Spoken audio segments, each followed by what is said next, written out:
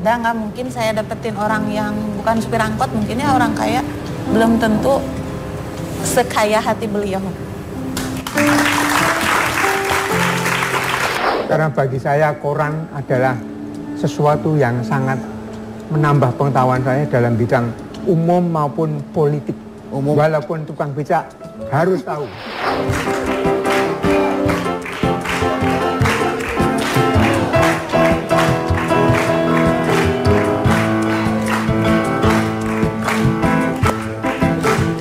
Kan segala sesuatu yang ngendap itu akan busuk ya.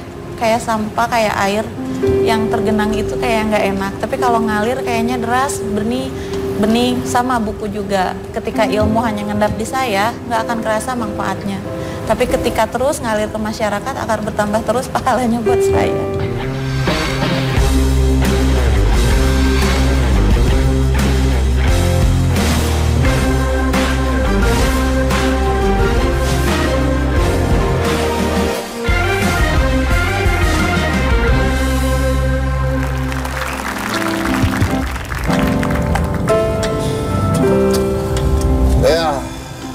Kasih Pak ya. Iya ya Pak.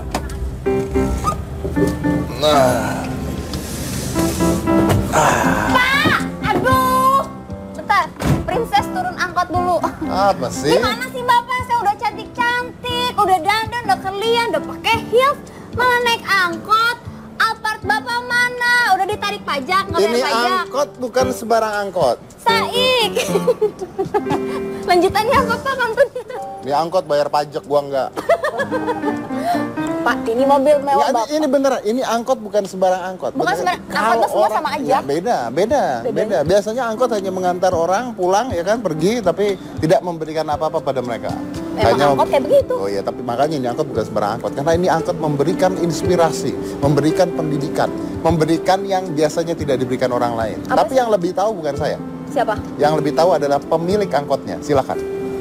Bukan saya. Bukan. Bukan. Ini Bapak yang nyetir. Oh, Pak, turun Pak. Saya mah peneknya. Nah, ini. Oh, ini mah Papian ya? Iya. Kumaha mah? Alhamdulillah. Alhamdulillah. Jadi Anda pasti penasaran ceritanya seperti apa, so go check this out.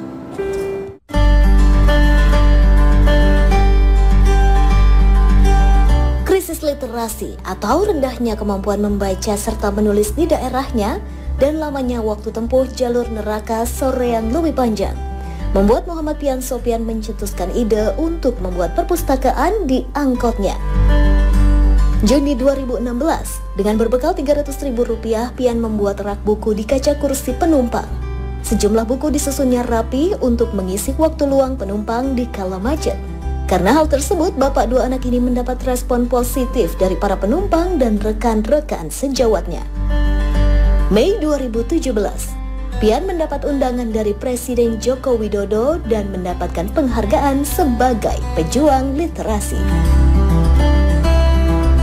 Oke, ini menarik sekali Pak. Idenya dapat dari mana? Idenya itu sewaktu istri saya perpus keliling ke kampung. Istri Anda perpus keliling kampung? Iya. Oke, lalu? Ya terinspirasi dari istri saya gitu Pak. Oh, karena istri Anda bisa melakukan itu Ya, gitu maksudnya? malah dia yang ngasih idenya gitu. Oke, dia yang ngasih idenya? Iya. Gimana awalnya ngasih ide? Maksudnya, oke, Anda bawa aja buku-buku gitu, taruh di... Idenya bikin tralis dulu di belakang gitu.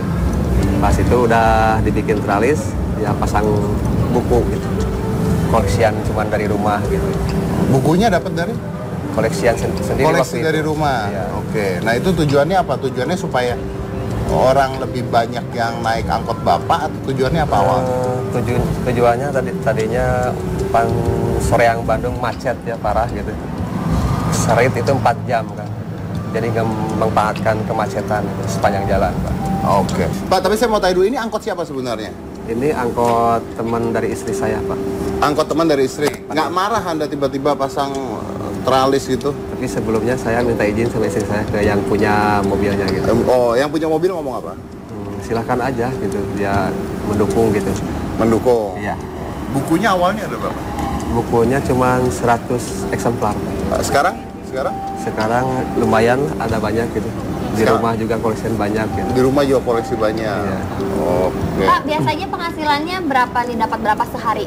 Kalau sekarang mah drastis gitu turun. Kalau dulu Drastis berapa? turun. Iya. Kok turun? Turun pendapatannya gitu.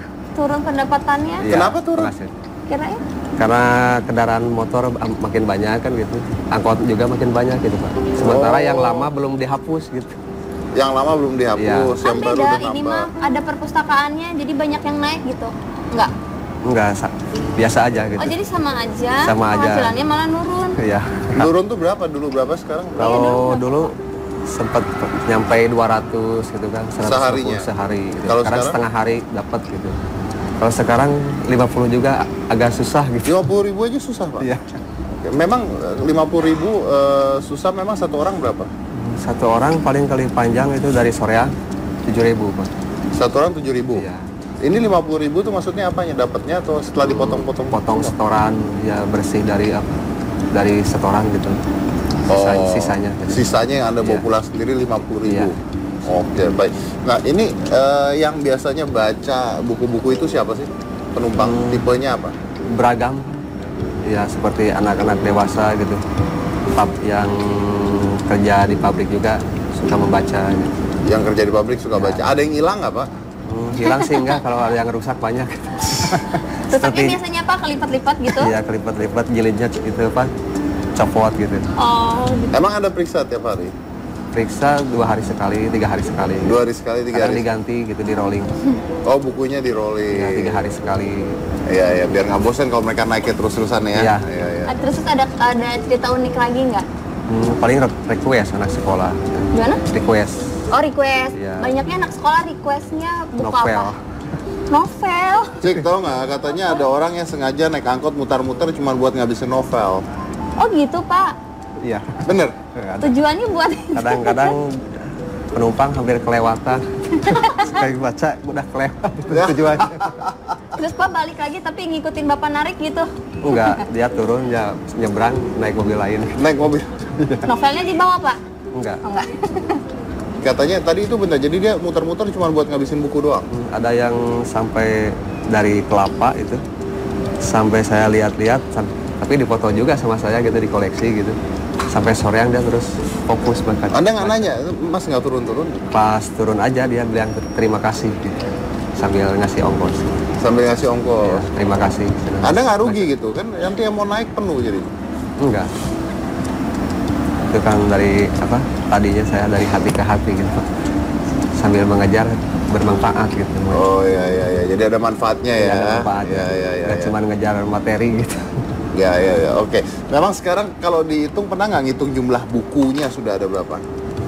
Kalau sekarang ada hampir 2.000 2.000? lebih. Oh, yang dibawa berapa? Yang di bawah cuma ada 50 paling. Cuma 50. Nah itu dia. Ada nggak yang ngasih Bapak lebih untuk nyumbang itu? Kalau uang itu ngasih dia 50.000 gitu. Oh, dia ngasih Tapi 50.000. cuma naik berapa? 100 meter gitu. Oh ya? Iya, pas ngelihat buku, ini buku Bapak, iya. Ini buat apa? Buat tamahin buku katanya. Wow. Banyak. Cuma satu orang. Oh cuma satu orang. Makanya Oke. ingat ya, Pak ya. Ada anak sekolah satu orang itu dia punya 10.000, sisanya buat tamahin buku. Oke, itu orang-orang yang luar biasa ya, walaupun Iya. cuma satu orang tapi pastinya diingat ya, karena apa yang dia berikan walaupun banyak atau sedikit, Iya. ini pasti membantu orang banyak juga ya, karena it's a very interesting ideas gitu, taruh buku di dalam angkot ya kan, jadi dapat ilmu juga, bisa belajar juga, bisa baca-baca juga, termasuk salah jurusan ya orangnya. Oke, saya break dulu, jangan mana-mana, tetap di Hitam Putih. Bahkan orang tua saya yang petani sanggup minimal anak-anak harus sekolah minimal SMA. Walaupun bapak petani, mamah petani, tapi anak-anak mindsetnya harus lebih dari bapak.